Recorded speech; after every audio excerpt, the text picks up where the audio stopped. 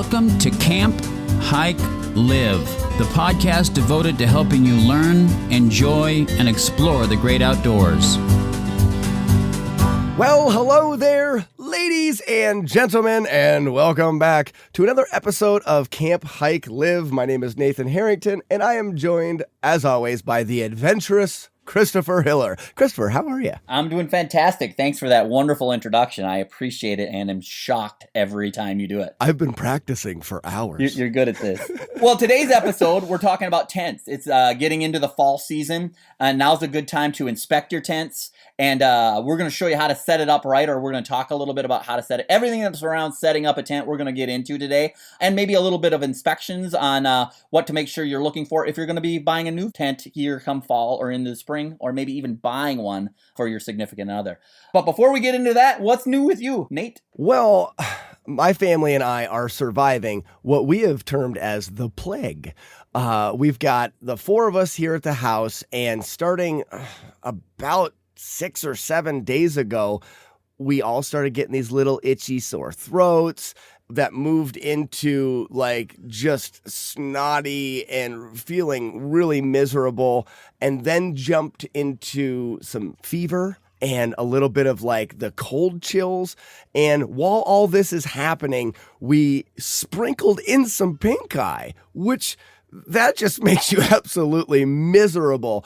And what ended up happening was, my son got the pink eye first and then gave it to my wife, who gave it to me, who gave it to my other son. And we've got these drops that you're supposed to put in, and we didn't have enough of them just to kind of mass out medicine for everybody. So we were treating by the person that had pink eye. And by the time it had made it through all four of us, my son got it again. It wrapped back around. It's the circle of pink eye. It's been awful. And finally, after 6 or 7 days, we're all starting to get better. My wife just informed me that we have went through 3 boxes of tissues during this plague.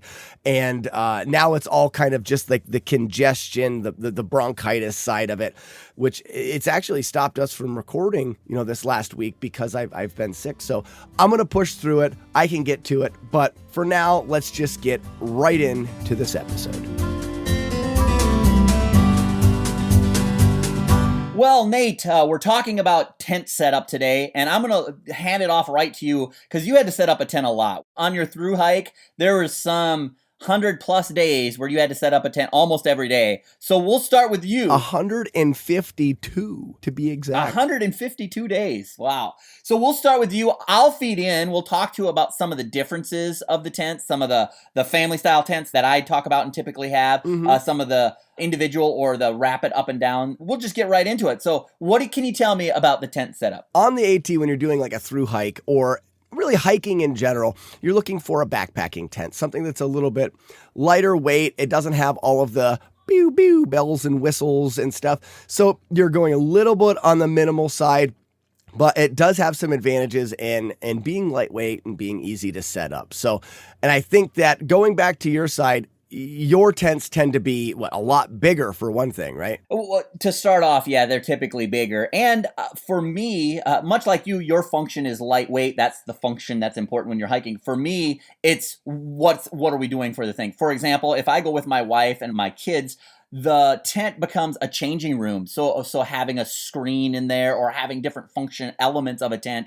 are important. But for me, when it comes to setup, I typically need 2 people to do it properly. Ooh, yeah. I can't do it by myself. And if I do, it's a little bit of a struggle. So the big family style tents that I take, usually in order to do it properly, you have 2 people. That's definitely a difference in the setup side, because I'm looking for something that not only can be set up with one person. A lot of time, I have a single person tent that'll only fit one person. So I have to be able to set it up myself, so that being lightweight and being easy to set up with one person. So I guess those are some of your big points to come across when it comes to the tent itself. But this episode is more on on setup. Now, when you come to your campsite, you pull in, you don't have your RV this time. You don't have your big camper. You just know you're using a tent. When you get to your site, what are you going to look for? What's your go-to to like, where am I going to put my tent? The very first thing I look for is level ground, because typically that's not what you want to fight with in the evening. If you're rolling up and down a hill, you try to find the levelest ground you can.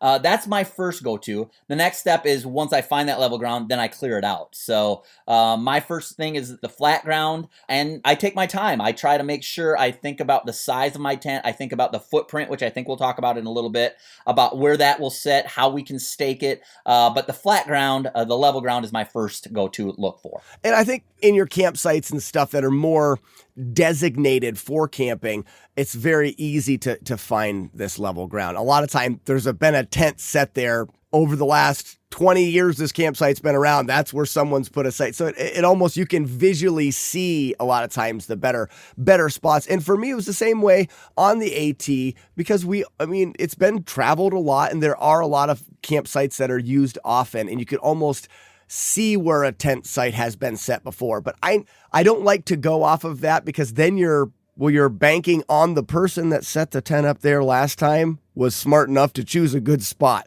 So I don't always go by, it looks like someone set a tent there, it should be a good spot.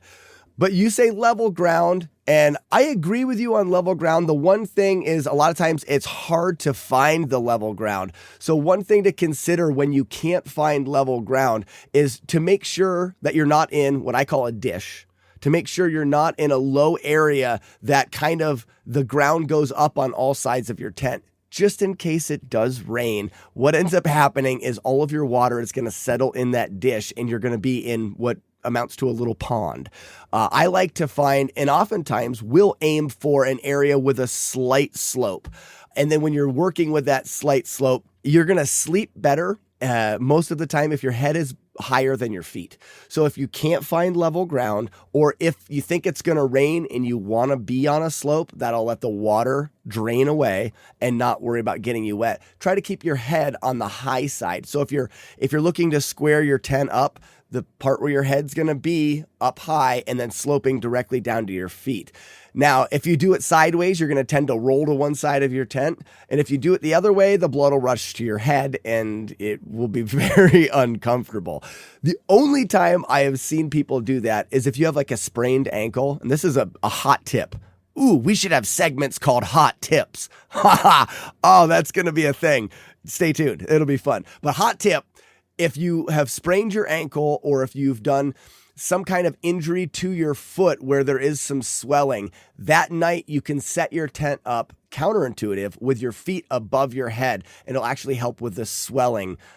Just that one night of having your foot above your head all night can really help with the swelling. So there's a quick go-to for me on the hiking side of where I'm setting up my tent. The next thing that I look at, and this is, I'll admit, is not the easiest and is not always pointed out when you're buying tents. But the next thing is you need to look for that footprint. And you were speaking of water and keeping dry. A footprint is a very good way to help prevent that water.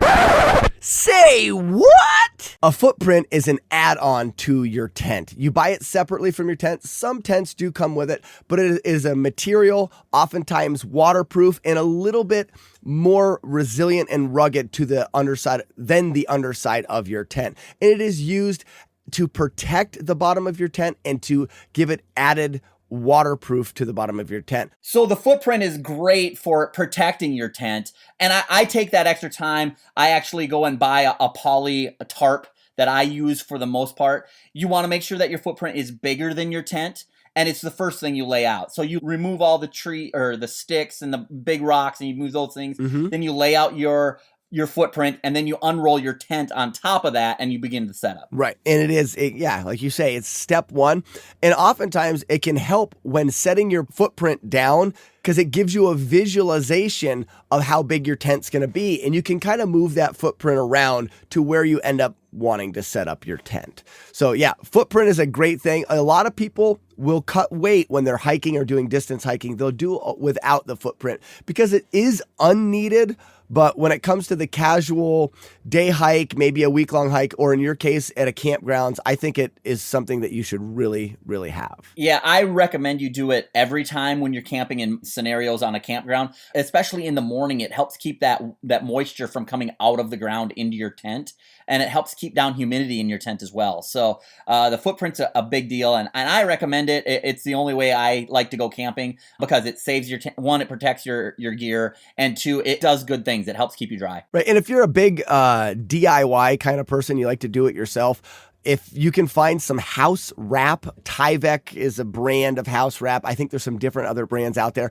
That works really well to make a footprint. It's durable. It's waterproof. It does breathe a little bit, but I've seen a lot of people use them. The one downside to doing it yourself that way is a lot of the footprints that you will buy are made for your particular model of tent. This allows them to clip together, or maybe they have eyelets in them that line up with the stakes on your tent. They're kind of made for it. It aids in what we're talking about today, in setting up and making the tent easier to set up. So if you're looking for ease in setup, I would suggest going with the footprint designed for your tent. So we found our flat ground. We found our footprint where we're going to put our tent. What's the next step that you look for? Well, and like you said, we've cleaned up the debris and stuff, but once I know this is where I want to set up my tent, I'm definitely going to do, well, kind of the last thing you think you'll do, and that's look up.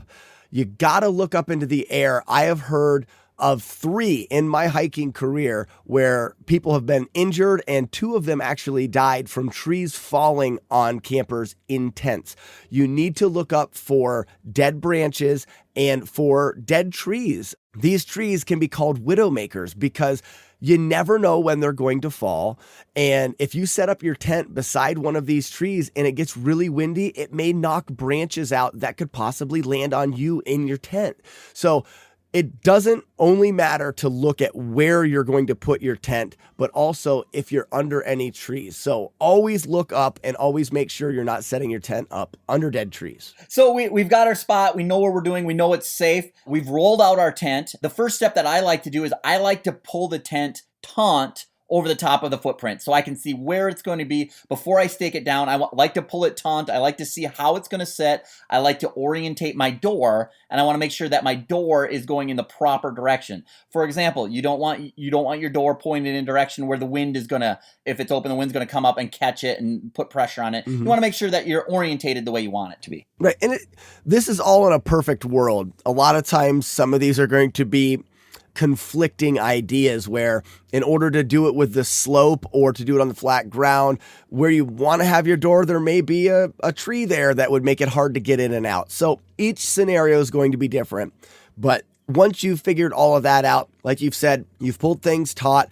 Some of the things to really consider are, well, making sure your tent is properly staked out. And we talked a few months ago on an episode about the tailgating. No, you were at a festival and you were helping people set up their tents, because a lot of people are not properly staking their tents out.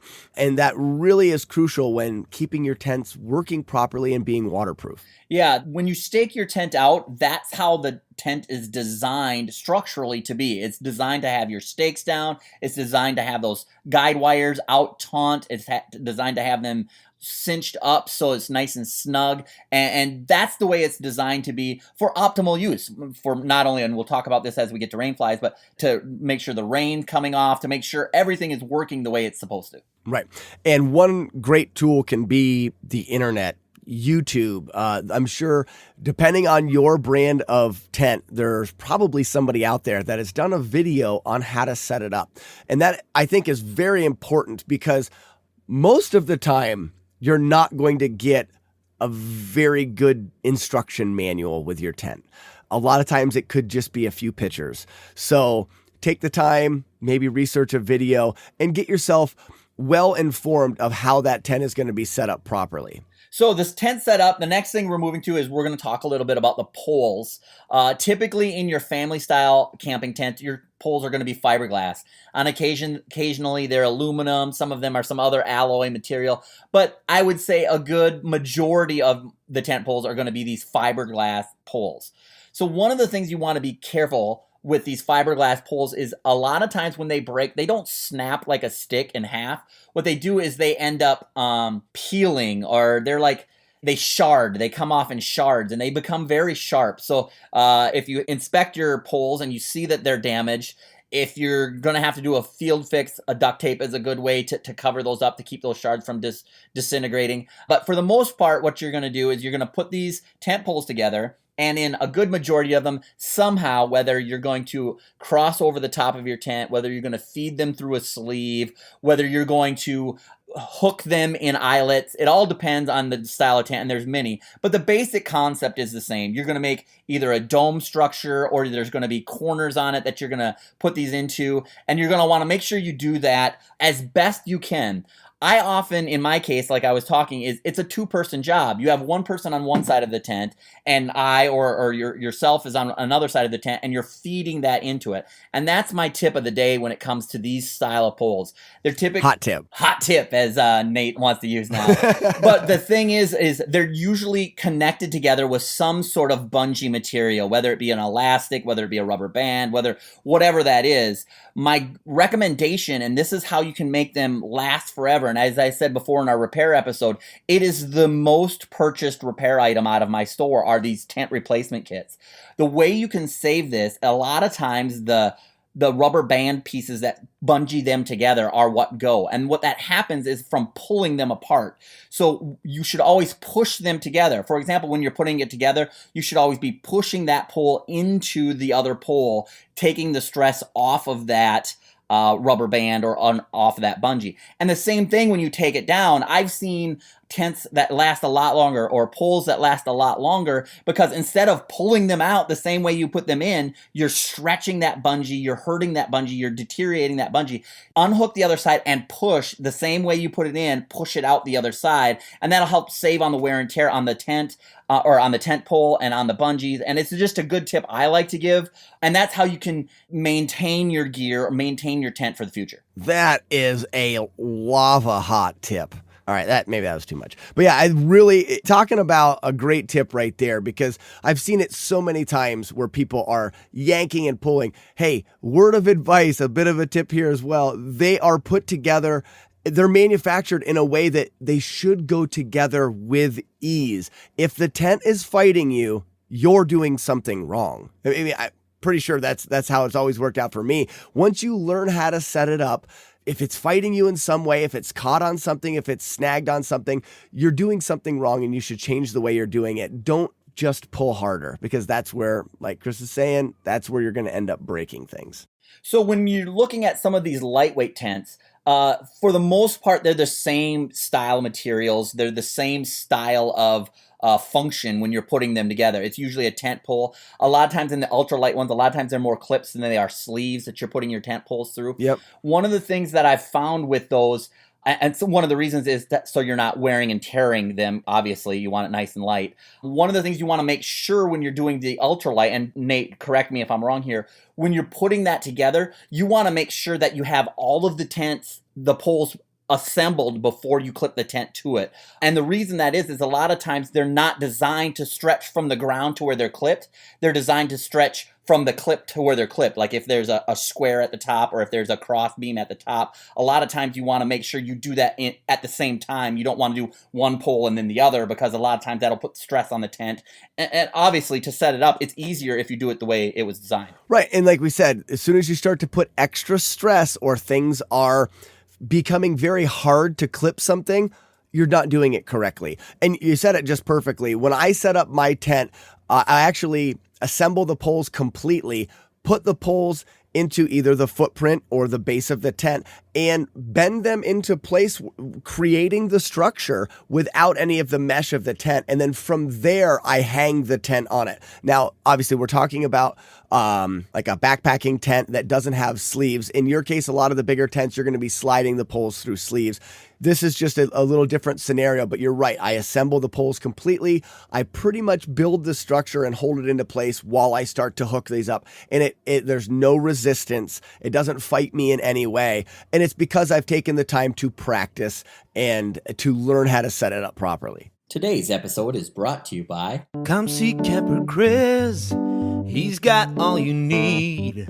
A camping guru, outdoor buff, your expert on stuff. He's also camping out in social media. So come see Camper Chris. So before we move on to the next step, which we will in a second, there's another style of tent that I want to make sure we talk about, and it's mostly in Nate's wheelhouse. And there are tents out there that are not designed to have poles at all. They're designed to be utilizing some trekking poles and things on that. You don't see them in your family camping style because they're just not big enough. They're not designed for my style of camping. However, when you're out in the field or out in the woods and you're doing your hiking, they're ultralight and they're designed, instead of using poles, you use your trekking poles that you're using as you're hiking as your different end caps. Do you have any input on that, Nate? Absolutely. But first, let's talk about trekking poles. Say what? Trekking poles are also hiking poles. It is 2 sticks that you can wear in either hand that help you hike and help you keep your balance. Hikers use them because of a big backpack weighing up to 40, 50 pounds or plus can pull you off balance. So they use trekking poles to help keep their balance. So yeah, absolutely. You see them in these through hiking scenarios because these tents can be as light as a pound or even lighter because you're not carrying poles. They rely on the trekking poles to lift the tent up, or a lot of times even just a tarp that people use. Now, a lot of people listening to these podcasts are not going to be getting into that yet. So we could probably do an episode devoted to that. But right now, I think we should stick with the simpler tents, the tents that you're going to use camping or on a normal backpacking trip. It's pretty advanced to get yourself into a tent that's so light that you're just using your trekking poles. So the next step when you're setting up your tent, you have your basic structure. You have your tent basically up in the resembling the final form. This is where you go and you check all of your stakes, you check all of your guidelines. A lot of times this is where you add guidelines. For some of the camping style tents, this is where they are because they're usually on like the walls of the tent. So you run these guidelines out and you stake them and you tighten them up. There's usually an eyelet on there that you can tighten them and get them taut, and you can maximize the volume of your tent and maximize the stability and durability of your tent at this time. And if you're not using these and it becomes very windy, your tent needs these to keep its shape, and the wind blowing it out of shape is putting stress on the material, on the poles. You're going to help your tent last longer, and it is just going to overall work better. And it's the same thing when applying your rain fly, which would be the next thing. If it's going to be raining, we want to get onto the rain fly. My main points with the rain fly, if your tent, and a lot of them do, on the rain fly have a little Velcro that allows the rain fly to attach to the poles as well, or to secure itself to the poles, that is going to help the seams on the rain fly line up with the poles.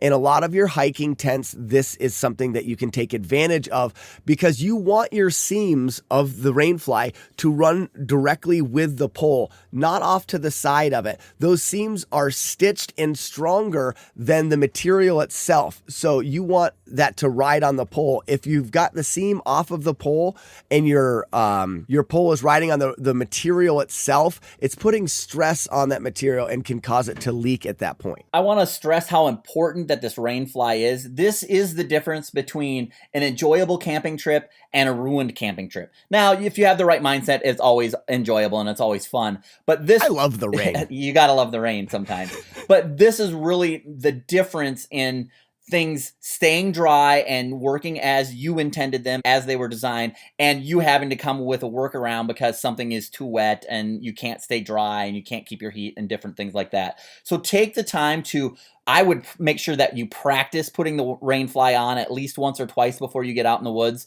and make sure you understand the design of what it is. Some of them are designed to mirror the tent exactly. Some of them are designed to overlap the tent and be outwards to run the water away. A lot of different designs around your door entries and different things. So make sure you take the time to understand your rain fly, because each rain fly for each tent is different. I haven't seen too many identical in my many years of camping. Right. And that goes right along with the rest of this whole process needs to be practiced. at home. And I've practiced setting up tents in my living room. I've practiced setting them up in my yard. I've got it circled 3 times on this piece of paper in front of me, how important it is to practice and to get good at it, because you don't want to be trying to figure things out when you're outside, because you're trying to enjoy that time, especially if you run into a problem and it's starting to get dark and you can't get it set up. Well, that just leads to not having a good time. And we've talked about it before on the podcast. We're out here to enjoy ourselves. So make it easy on yourself. Practice it. Practice it inside. Practice it outside, in the dark. Practice it in the rain. You're at home, it starts to rain outside. Go outside and set the tent up quick. You can always come back inside and get dried off, but it'll teach you to be able to set it up quickly, set it up efficiently. And that way, when you're outside in the outdoors on a camping trip where it matters, you'll be able to do it with ease. If you take the time and you focus on setting up your tent properly, then you can forget about the tent the rest of the time you're out to enjoy the outdoors.